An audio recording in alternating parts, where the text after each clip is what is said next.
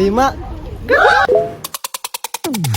잘 지냈어요 모두 보고 싶어 소리도 어쩜 이렇게 시간이 안 가는지 정말 버스 안에서 going 이불 속에서 going은 언제나 너에게 going. Halo guys. Hi, this is us For Kemenpan RB Stadion Gelora Bung Karno. See you.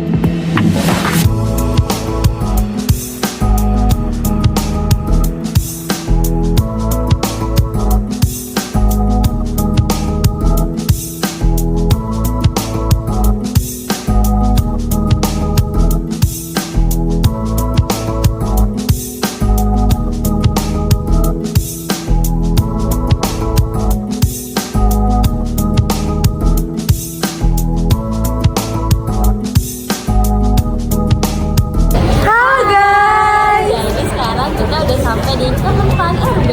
Dan terus story kita ya.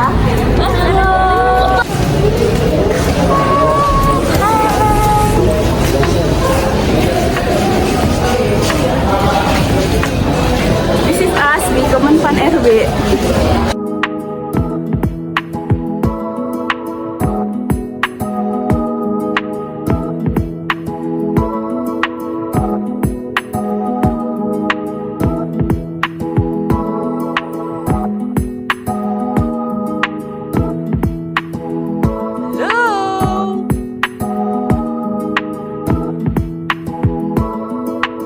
Hey guys.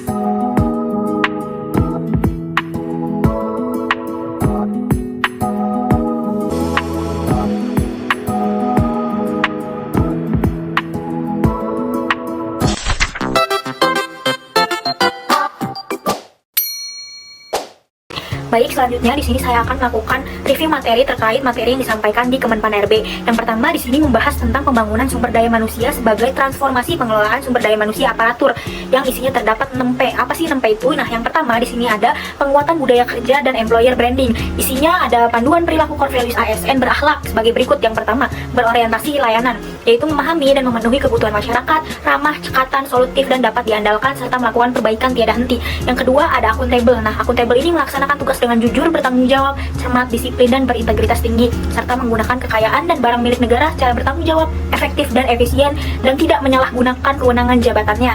Lalu yang ketiga ada kompeten, yang isinya meningkatkan kompetensi diri untuk menjawab tantangan yang selalu berubah, membantu orang lain belajar, serta melaksanakan tugas dengan kualitas terbaik. Yang keempat ada harmonis. Harmonis ini menghargai setiap orang, apapun latar belakangnya, suka menolong orang lain, membangun lingkungan kerja yang kondusif. Lalu yang kelima ada loyal, yaitu memegang teguh ideologi Pancasila, UUD 1945, serta kepada NKRI, menjaga nama baik sesama ASN, pimpinan, instansi, dan negara, serta menjaga rahasia jabatan dan negara. Lalu yang keenam ada adaptif, artinya cepat menyesuaikan diri menghadapi perubahan, terus berinovasi dan mengembangkan kreativitas dan bertindak proaktif. Lalu di sini yang terakhir ada kolaboratif, yaitu memberi kesempatan kepada berbagai pihak untuk berkontribusi, terbuka dalam bekerja sama untuk menghasilkan nilai tambah, serta menggerakkan pemanfaatan berbagai sumber daya untuk tujuan bersama. Nah, hal-hal tersebut menggambarkan panduan perilaku dengan core values yang melibatkan orientasi pelayanan, akuntabilitas, kompetensi, harmoni, loyalitas, adaptabilitas, dan kolaborasi. Dalam konteks manajemen ASN, hal ini dapat diartikan sebagai landasan untuk membentuk budaya kerja yang kuat dan meningkatkan employer branding, sehingga dapat dikatakan dengan kaitannya pada manajemen ASN yang telah dipelajari di mata kuliah manajemen sumber daya manusia sektor publik ini ialah bahwa manajemen ASN perlu memastikan implementasi nilai-nilai tersebut dalam kebijakan, rekrutmen, serta pengembangan sumber daya manusia untuk mencapai efektivitas dan kinerja yang optimal. Selain itu, penguatan kolaborasi dan adaptabilitas menjadi kunci dalam manajemen ASN untuk menghadapi perubahan dinamis dalam lingkungan kerja dan tugas pelayanan publik. Selanjutnya ada percepatan peningkatan kapasitas SDMA, di mana merujuk pada upaya untuk mempercepat peningkatan kapasitas sumber daya manusia aparatur sipil negara atau ASN. Nah, salah satu strategi yang dilakukan dalam akselerasi transformasi SDM ASN adalah percepatan peningkatan kapasitas SDMA yang meliputi penguatan budaya kerja dan employer branding, kemudian peningkatan kinerja, pengembangan talenta dan karir, serta percepatan transformasi digital. Nah, hal ini bertujuan untuk meningkatkan kualitas dan juga kompetensi ASN guna mendukung visi Indonesia maju dan juga reformasi birokrasi. Kunci keberhasilan dari pencapaian kinerja adalah kapasitas sumber daya manusia itu sendiri yang terdapat pada suatu organisasi. Terdapat 3 indikator yang dapat mempengaruhi kapasitas sumber daya manusia, di mana antara lain adalah pendidikan, pelatihan, dan juga pengalaman. Untuk itu, apabila terdapat perubahan peraturan yang menyangkut bidang teknis atau masalah teknis, pegawai tersebut harus saling mengetahuinya. Selanjutnya adalah peningkatan kinerja dan juga sistem penghargaan, di mana di Kemenpan RB sendiri ada terbagi dua macam, yaitu promosi dan juga rotasi. Di mana promosi ini yaitu perpindahan ke jenjang yang lebih tinggi, sedangkan kalau rotasi itu perpindahan ke jenjang yang setara sama halnya dengan kedudukan yang pada awalnya. Jadi kalau misalnya promosi itu vertikal, sedangkan rotasi itu horizontal. Nah, kenapa sistem penghargaan itu harus diadakan? Nah, karena dari sistem penghargaan ini akan meningkatkan motivasi para pekerja ASN untuk melakukan yang terbaik. Selain itu juga mereka akan berlomba-lomba untuk menciptakan inovasi yang terbaru untuk menjadi lebih baik ke depannya. Dan untuk mendapatkan penghargaan dari Kemenpan RB sendiri, yaitu telah dibuatkannya 3 poin utama sebagai sistem penilaian bagi para pegawai ASN ini. Yang pertama yaitu Kemenpan RB telah menetapkan capaian pada kinerja organisasi, yaitu capaian-capaian harus dicapai oleh setiap para pegawai ASN untuk dalam organisasi tersebut. Yang kedua yaitu Kemenpan RB ini menetapkan pendistribusian predikat kinerja para pegawai, dan selanjutnya itu menetapkan predikat para kinerja. Ketiga hal ini tercantum dalam penilaian kinerja pegawai periode di akhir tahun. Jadi di Kemenpan RB ini telah diadakannya penilaian per periode bagi para pegawai ASN. Selanjutnya dalam pembahasan dari kunjungan kemarin juga di Kementerian Pendayagunaan Aparatur Negara dan Reformasi Birokrasi juga membahas mengenai pengembangan talenta dan karir, yang dimana suatu aspek kritis dalam memastikan pemerintahan yang efektif dan berkinerja tinggi ini melalui program-program pelatihan, pelibatan dalam proyek-proyek strategis, serta dukungan untuk pendidikan dan pengembangan keterampilan. Pemerintah dapat juga memberi kesempatan kepada ASN untuk terus berkembang dan meningkatkan kompetensinya. Dan membahas mengenai kinerja talenta ASN ini dibagi menjadi 2, yaitu pengukuran potensial dan juga penilaian kinerja, yang dimana dalam pembahasan ini juga berkaitan dengan mata kuliah MSDM sektor publik yang telah saya pelajari mengenai pengembangan karir dan manajemen talenta ASN. Percepatan transformasi digital dalam manajemen aset negara atau ASN merupakan hal yang penting untuk meningkatkan efektivitas dan efisiensi pelayanan terhadap masyarakat, serta meningkatkan transparansi kinerja ASN. Beberapa contoh percepatan transformasi digital ASN, di antara lain yang pertama adanya aplikasi Smart ASN. Kementerian Pan-RB mengembangkan aplikasi Smart ASN yang mencakup 10 modul termasuk pegawai, keuangan, pembelajaran, medsos, grup, talenta, kinerja, vendor, waktu, dan instansi. Pada tahun 2022, 7 modul yang diimplementasikan yaitu pegawai, pembelajaran, medsos, grup, talenta, kinerja, dan instansi. Selanjutnya ada kerjasama antara sektor pemerintah dan badan usaha milik negara atau BUMN. Kementerian Pan-RB dan BUMN bekerjasama dalam percepatan transformasi digital SDM yang merupakan bentuk kerjasama antara sektor pemerintah dan BUMN. Dan selanjutnya adanya Government Transformation Academy atau GTA. GTA merupakan salah satu pelatihan dari Digital Talent Scholarship yang bertujuan meningkatkan kompetensi ASN dalam mendukung akselerasi transformasi digital di kementerian atau lembaga atau pemerintah daerah. Pelatihan ini menargetkan para peserta dari Magetan dan diikuti oleh sebanyak 200 peserta. Nah, dalam konteks transformasi digital ini, tujuan dari percepatan transformasi digital ASN adalah untuk meningkatkan keterampilan ASN, mampu menunjang percepatan transformasi digital, dan meningkatkan transparansi kinerja ASN.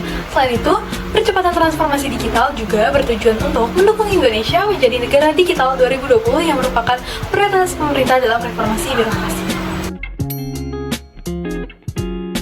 Selanjutnya yaitu ada perencanaan jabatan, perencanaan, dan juga pengadaan. Hal ini dimaksudkan untuk melakukan penghapusan eselonisasi yang bertujuan agar jabatan ASN itu menjadi lebih sederhana untuk mendukung birokrasi yang lincah dan juga berdampak untuk masyarakat banyak.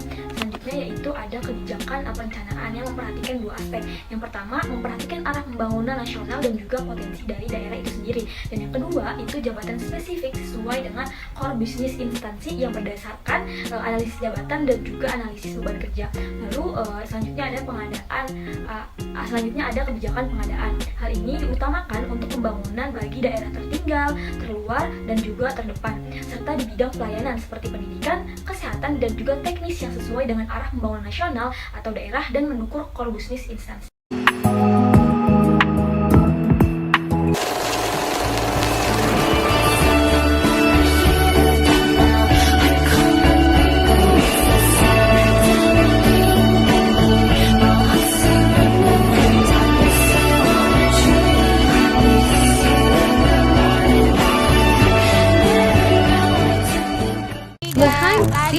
Ganti gaya.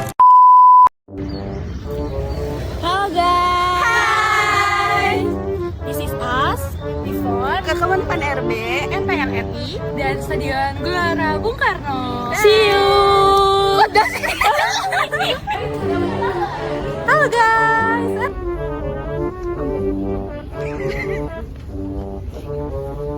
Gue masukin ah. Jangan nih. Ini untukmu, ini untukmu, ini untukmu, ini untukmu. Gitu. Bahas ini. Nge-search sama gue ya. Jangan disebar ge. Jangan.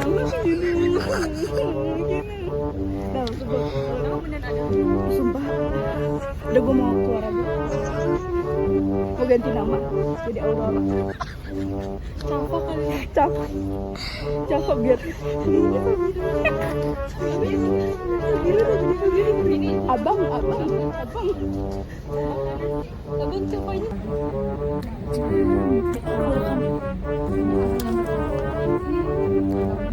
Gue lepas ke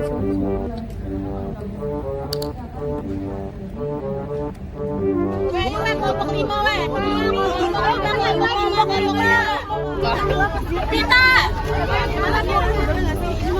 Bikinnya di depannya aja. Depan itunya aja. Jadi kita di sini ngapain? Halo guys.